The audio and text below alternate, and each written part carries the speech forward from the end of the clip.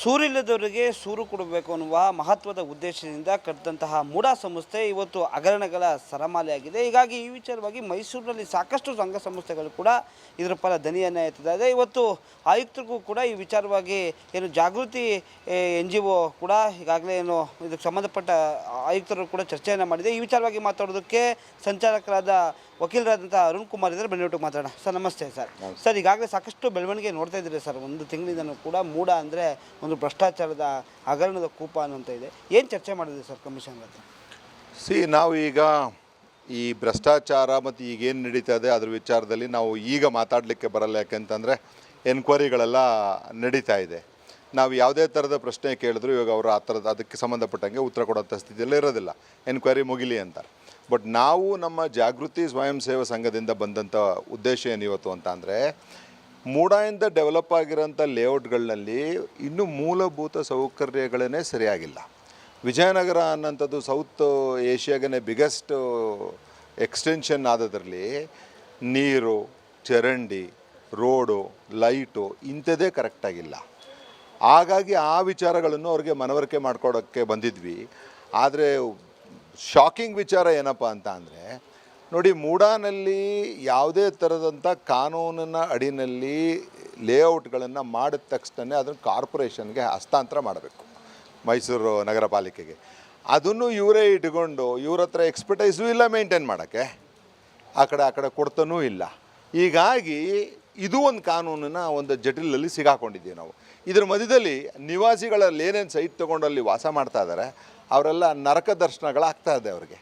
At least ನೀವು ಅವ್ರಿಗೆ ಕೊಡಿ, ಕಾರ್ಪೊರೇಷನ್ ಅವ್ರಿಗೆ ಹಸ್ತಾಂತರ ಮಾಡಿ, ಇಲ್ಲಾಂದರೆ ಕಾನೂನು ಬದಲಾವಣೆ ಮಾಡ್ಕೊಂಡು ನೀವಾರು ಮೇಂಟೈನ್ ಮಾಡಿ. ಯಾಕಂದರೆ ಮೂಡಾ ಕಾನೂನಿನಲ್ಲಿ ಒಂದು ಸರಿ ಲೇಔಟ್ ಆದಮೇಲೆ ಅವರು ಇಟ್ಕೊಳ್ಳೋಂಗೇ ಇಲ್ಲ. ಆದರೆ ಕಾರಣಾಂತರಗಳಿಂದ ಇವರೇ ಇಟ್ಕೊಂಡಿದ್ದಾರೆ, ಇನ್ಕ್ಲೂಡಿಂಗ್ ವಿಜಯನಗರ 4 ಸ್ಟೇಜ್ 98ರಲ್ಲಿ ಅಲಾಟ್ ಆಗಿರೋದು. ಇದು ನಮ್ಗೆ ಆಗ್ತಾ ಇರೋಂಥ ತೊಂದರೆ.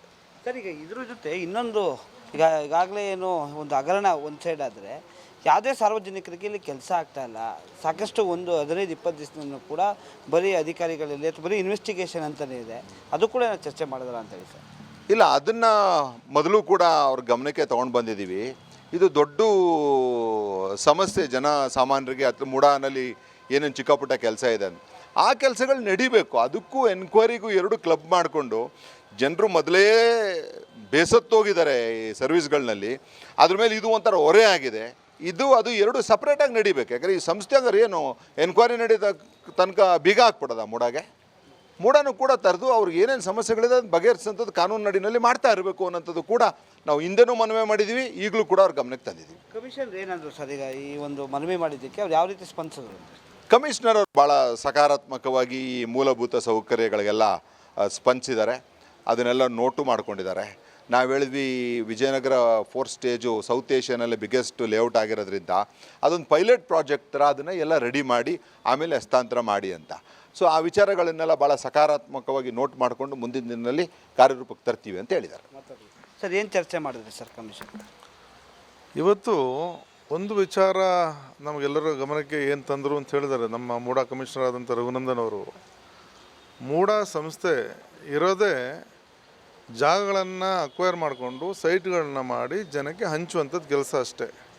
ಅದು ಬಿಟ್ಟು ಖಾತೆ ಮಾಡಿಕೊಡೋದು, ಕಂದಾಯ ಕಟ್ಟಿಸ್ಕೊಳ್ಳೋದು, ಅದೇ ರೀತಿಯಲ್ಲಿ ದುಡ್ಡು ಕಲೆಕ್ಟ್ ಮಾಡ್ಕೊಳ್ಳೋದು, ಈವನ್ನು ಟೈಟಲ್ ಡೀಡ್ ಕೊಡೋದು ಕೂಡ ಕಾನೂನು ಬಾಹಿರು ಅಂತ ಹೇಳಿದ್ರು.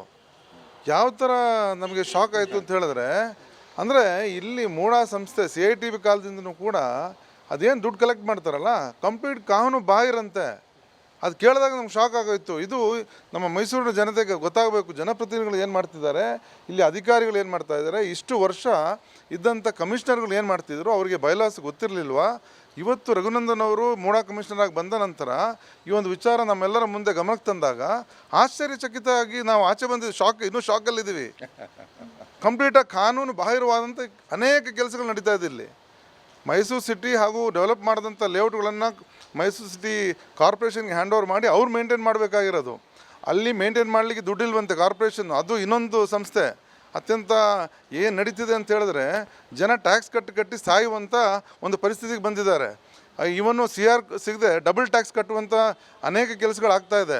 ಇದೆಲ್ಲವೂ ಕೂಡ ಕಾನೂನಲ್ಲಿ ಅವಕಾಶ ಇಲ್ವಾ?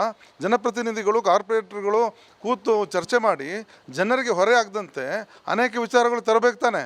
ಅದು ಬಿಟ್ಟು ಕಾನೂನು ಬಾಹಿರವಾದಂಥ ಇಲ್ಲಿ ದುಡ್ಡು ಕಲೆಕ್ಟ್ ಮಾಡ್ತಾರಂತೆ, ಟೈಟಲ್ ಡೀಡ್ ಕೊಡೋದಂತೆ, ಅದಕ್ಕೆ ಒಂದು ದೊಡ್ಡ ವ್ಯವಸ್ಥೆ ಅಂತೆ, ತಹಸೀಲ್ದಾರ್ಗಳಂತೆ, ಎ ಸಿಗಳಂತೆ. ಏನಕ್ಕೆ ಇವೆಲ್ಲ ಮಾಡಿರೋದಂತ ನಂಗೆ ಅರ್ಥನೇ ಆಗಲಿಲ್ಲ ಇವ್ರು ಹೇಳಿದ ಮೇಲೆ. ಸರ್, ಈಗ ಮತ್ತೊಂದೇನೆಂದರೆ ಒಂದು ಒಳ್ಳೆ ಸಿಟಿ ನಿರ್ಮಾಣ ಆಗಬೇಕು ಅನ್ನೋ ಕಾರಣಕ್ಕೆ ಹಿಂದೆ ಮಾರಿದ್ರು ಒಂದು ಮೇಂಟೆನೆನ್ಸ್ಗೆ ಕಾರ್ಪೊರೇಷನು, ಡೆವಲಪ್ಮೆಂಟ್ಗೆ ಮೂಡ ಅನ್ನೋದು ಮಾಡಿದ್ರು. ಆದರೆ ಇವೆರಡೂ ಕೂಡ ಈಗ ಮುಚ್ಚೋ ಸ್ಥಿತಿಗೆ ಬಂದಿದೆ ಅನ್ಸುತ್ತೆ ಸರ್ ನಿಮಗೆ? ಹೌದು, ನಾನು ಏನು ಹೇಳ್ತಿದ್ದೀನಿ ಅಂತ ಹೇಳಿದ್ರೆ, ಜನಸಾಮಾನ್ಯರಿಗೆ ಬೇಡದೇ ಇರುವಂಥ ಎಲ್ಲ ಸಂಸ್ಥೆಗಳು ಮುಚ್ಚಿಬಿಡ್ಬೇಕು. ಇದು ಒಂಥರ ಜನಸಾಮಾನ್ಯರಿಗೆ ಬರ ಎಳೆಯುವಂಥ ಸಂಸ್ಥೆಗಳಾಗ್ಬಿಟ್ಟಿವೆ. ಅದ್ರ ಬದಲು ಈ ಸಂಸ್ಥೆಗಳೆಲ್ಲ ಮುಚ್ಚಿಬಿಟ್ಟು ಜನರಿಗೆ ನಮ್ಮಂಥ ಎನ್ ಜಿ ಒಗಳಿಗೆ ಕೊಟ್ಟರೆ ನಾವಾರು ನಡೆಸ್ಕೊಂಡು ಹೋಗ್ತೀವಿ. Okay, thank you sir.